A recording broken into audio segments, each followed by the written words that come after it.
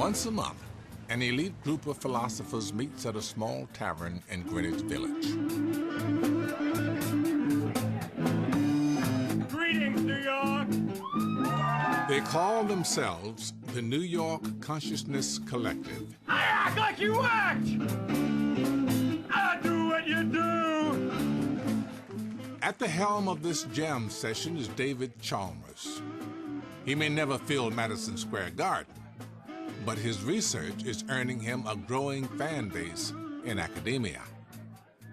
He's trying to understand the nature and limits of consciousness. What consciousness is? I ain't got a clue! Consciousness is pretty well the biggest mystery in the world, and for these reasons, because it's such a hard problem, scientists have tended just to set it aside. Science is objective, consciousness is subjective. It's just in the last couple of decades, really, that scientists have started coming back to consciousness as a problem in its own right. David believes a way to understand consciousness is to think of it in layers. Layers constructed from the data our senses are gathering. So consciousness has all these different levels.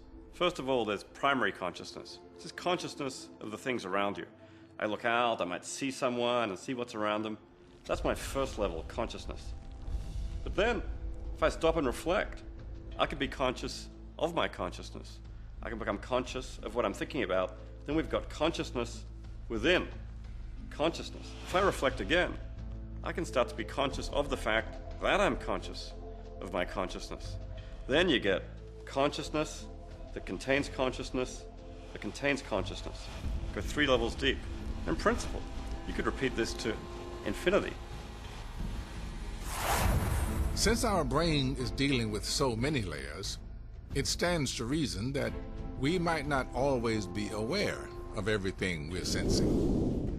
So some things are in the background of your consciousness, way out in the distance. Some things are flickering through your consciousness. They grab your attention for a moment, and then they move on. Some things are in the focus of your consciousness. They grab your attention. They don't let go. But how do we discover what we are missing? Why does only certain neural activity manage to fight its way into our awareness? What's actually happening in our brains when we are conscious of something is still a complete mystery. One of the basic questions about consciousness is whether you can explain it in terms of physical processes, because we've got used to the idea in science that you start with a few basics in physics, like space and time and matter. Put them together. You can explain everything else. You explain chemistry, you explain biology. Now, I think in the case of consciousness, this great chain of explanation breaks down. My view is we've got a new fundamental building block in nature, consciousness, and we need to understand the fundamental laws that govern it.